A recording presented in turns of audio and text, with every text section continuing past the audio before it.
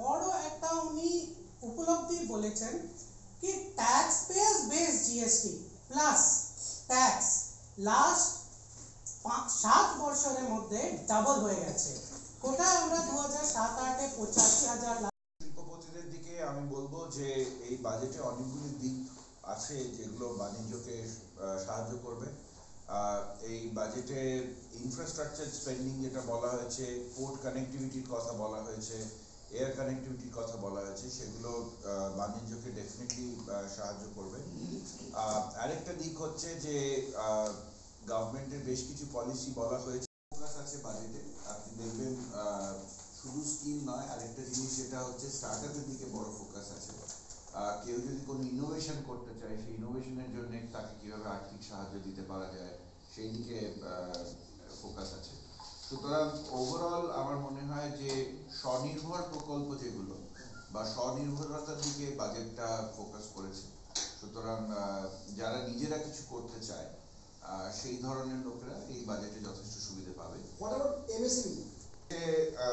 অনেক কিছু রয়েছে, যেরকম ধরুন এই যে পোর্ট কানেক্টিভিটি বা রেল কানেক্টিভিটি, ফ্রেট করিডোরগুলো বানানো হবে, তাতে এমএসএমইদের প্রচন্ড সুবিধা হবে। এখানে ইনফ্রাস্ট্রাকচার স্পেন্ডিং যেটা হয়, সেই ইনফ্রাস্ট্রাকচার স্পেন্ডিংটায় এমএসএমইরা দেখতে পাচ্ছি না, এক্সেপ্ট যে ওই স্কিমগুলো একটু অন্য এদিক ওদিক করে হয়তো কোথাও স্কিমটা বৃদ্ধি পাবে, কোথাও হয়তো বেশ ওই যেটা এরাও বলেছেন এরাও তাই, মহিলা, যুব এবং পিছিয়ে পড়া, এই তিনটি হচ্ছে পিলার। এই তিনটের জন্য নতুন একটা সিনেমা সেই আশ্চর্য হবো না, খুব ড্রামাটিক কিছু নাটক কিছু আমি আশা করছি। বলছি আপনি ওই যে কথাটা বললেন, আমি ওটাই শুধু জানতে চাইছি। হ্যাঁ, বাট আপনি আসলে এই প্রশ্নটা আসে, অনেকে বলেন যে এটা তো একটা ইন্টারিম বাজেট, অর্থাৎ কয়েক মাসের জন্য বাজেট। এখানে কি মানুষ আশা করতে পারে যে ভোট আসছে অতএব একগুচ্ছ প্রকল্প অ্যানাউন্স করলাম? ভারতবর্ষের মানুষ কিন্তু এখন রাজনীতি বা অন্যান্য দিক থেকে অনেক ম্যাচিওর।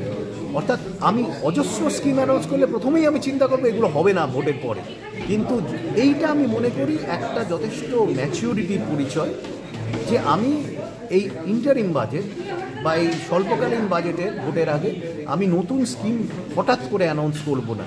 এটা আমি যথেষ্ট বুদ্ধির পরিচয় বলে মনে করি, এবং মানুষ কিন্তু এইটা বলায় আরও বেশি আস্থা পাবেন অন্য অনেক স্কিম অ্যানাউন্স করেননি এটার চেয়ে।